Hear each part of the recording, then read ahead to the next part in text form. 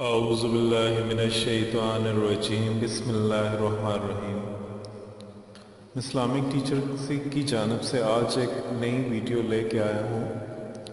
اللہ پاک تمام مسلمانوں کو تمام پریشانیوں، مشکلات، غموں اور فکروں سے اللہ پاک اس کو آزاد فرمائے۔ اللہ پاک کسی مسلمان کو ایسا دکھ نہ دکھائیں جو وہ زندگی میں اپنی سہ نہ سکے، کیونکہ جب دکھ پریشانیاں آتی ہیں تو پھر بہت ہی زیادہ انسان مایوس ہو جاتا ہے، بہت ہی زیادہ، کیونکہ آئے روز اخباروں میں پڑھتے ہیں فلاں شخص نے نوکری نہ ملنے کی وجہ سے خودکشی کر لی، فلاں دوشیزہ نے محبت میں ناکامی کی وجہ سے جان دے دی، آدمی بیماری سے تنگ آ کر کے پھندے سے لٹک گیا۔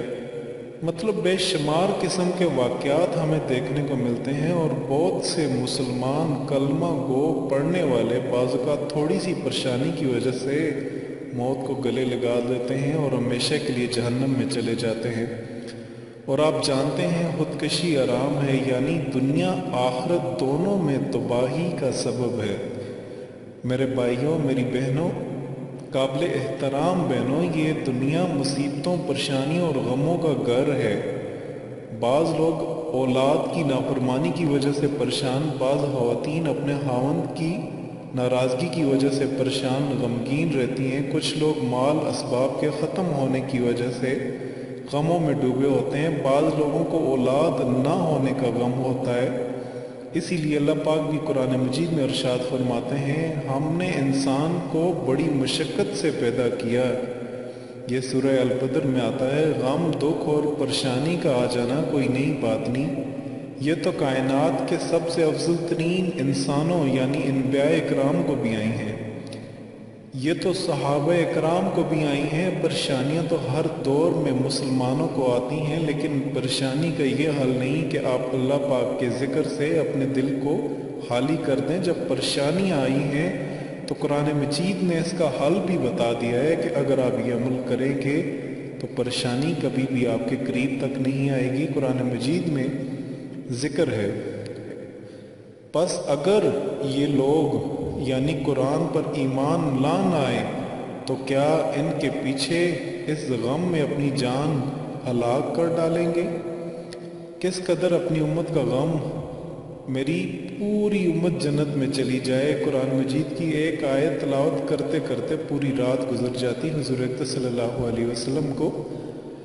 اگر ان کو سزا تو یہ تیرے بندے ہیں، اگر تو ان کو معاف فرما دے تو یہ زبردست حکمت والا ہے۔ آج ہم دنیا کی فکر ہے، ہم کس طریقے سے دنیا اچھی ہو جائے، آخرت کی فکر نہیں، قبر کی کوئی فکر نہیں، جہاں ہزاروں سال رہنا ہے، روز محشر کی کوئی فکر نہیں، جس کا ایک دن 50,000 سال کے برابر ہوگا، جہنم کی کوئی فکر نہیں، جس کے بارے میں حضور اکرم صلی اللہ علیہ وسلم نے ارشاد فرمایا، آگ سے بچو ہوا ایک کھجور کا ٹکڑا ہی دے کے بچ جاؤ۔ ہمارے بھائیوں اور ہماری بہنوں، بے نماز کتنی زیادہ نماز نہیں پڑھ رہے، ہمارے پڑوس میں شرک ہو رہا ہے، بدعت ہو رہی ہے، ہمیں کوئی فکر نہیں ہے، ہمارے ارد گرد بہت زیادہ فحاشی ہو رہی ہے، ریانی ہو رہی ہے، کوئی فکر نہیں، بس ہم اپنے مگن میں لگے ہوئے ہیں۔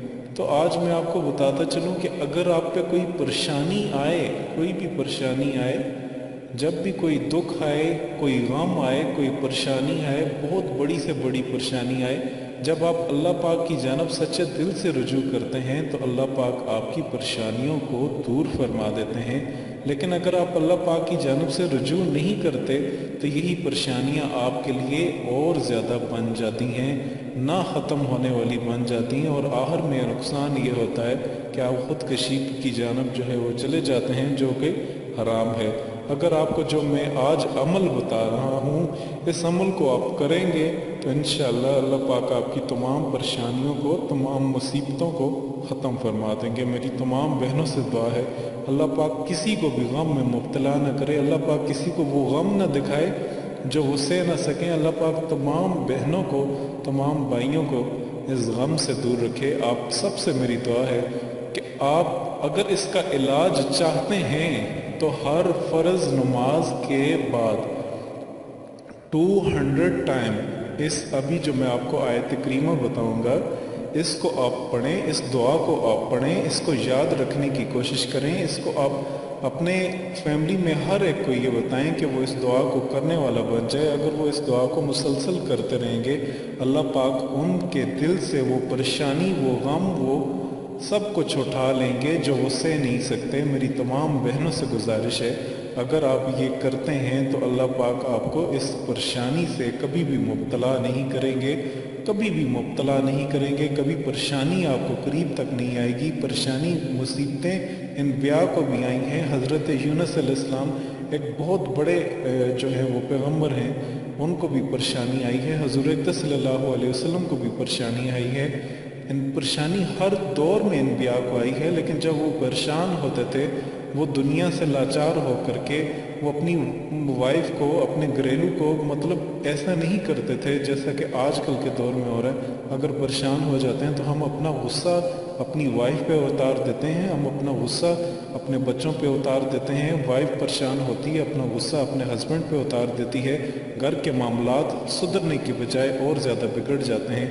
خدارہ اگر آپ پریشان ہوتے ہیں تو اس آیت کریمہ کو، اس دعا کو آپ یاد کریں۔ انشاءاللہ اللہ پاک آپ کو غموں سے، اللہ پاک آپ کو پریشانیوں سے نکال دیں گے۔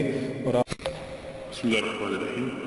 اللہم یا فارج الہم ویا کاشف الغم فرج ہمی ویسر امری وارحم ضعفی وقلت حیلتی وارزقنی من حیث لا احتسب یا رب العالمین۔ دوبارہ پڑھ دیتا ہوں۔ اللہم یا فارج الہم یا کاشف الغم، یا فارج الہم، اے اللہ غموں کو دور کرنے والے، تکلیف و مشکلات کو کھولنے والے، چھانٹنے والے، جو بادل غموں کے چھا جاتے ہیں تو ان کو دور کرنے والے۔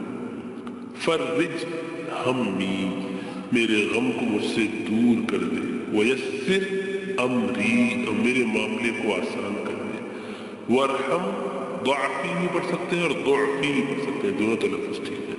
اور رحمت فرما میری کمزوری پر، میری ویکنس پر۔ وقلت حیلتی، اور میرے جو وسائل ہیں ان کی کمی پر۔ حیلہ، جو ہم کوششیں کرتے ہیں، ساری تگ و دو کرتے ہیں، ان کمی اور تگ و دو میں جو قلت کمی ہے اس پر رحمت فرما۔ وارزقنی، اور مجھے عطا فرما، من حیث، ایسی جگہ سے، لا احتسب، اس کو روکیں گے تو لا احتسب، جہاں سے میں گمان بھی کرتا ہوں، جہاں سے میں گمان بھی نہ کرتا ہوں۔ مجھے ایسی جگہ سے رزق عطا فرما، بھلائی عطا فرما، جو چیزیں مجھے ملنی چاہیے مجھے ایسی پروویژنز عطا فرما ان جگہوں سے جہاں سے میں گمان بھی نہ کروں، یا رب العالمین۔ تو حدیث ایسے ہے کہ ادعو بهذا الدعاء ثم ارسلوا لكل مضاف عندك، کہ اس دعا کو پڑھیے اور اس کو بھیجیے جتنے لوگوں کو آپ جانتے ہیں ان کو۔ اب نیچے لکھا ہے قال رسول اللہ صلی اللہ علیہ وسلم من اخبر الناس بهذا الدعاء، کس نے بھی لوگوں کو اس دعا کے بارے میں خبر دی، فرج اللہ ہمہ، اللہ سبحانہ وتعالیٰ اس کے غموں کو اس سے دور کر دیں گے۔ تو دعا کیا ہے؟ اللہم یا فارج الہم ویا کاشف الغم فرج ہمی ویسر امری وارحم ضعفی وقلت حیلتی وارزقنی من حیث لا احتسب یا رب العالمین۔ تمام بہنوں سے یہ ریکویسٹ کی جا رہی ہے کہ خدارہ جہاں تک ہو سکے صدقہ جاریہ سمجھ کے اس کو شیئر کیجیے گا، جہاں تک ہو سکے شیئر کیجیے گا۔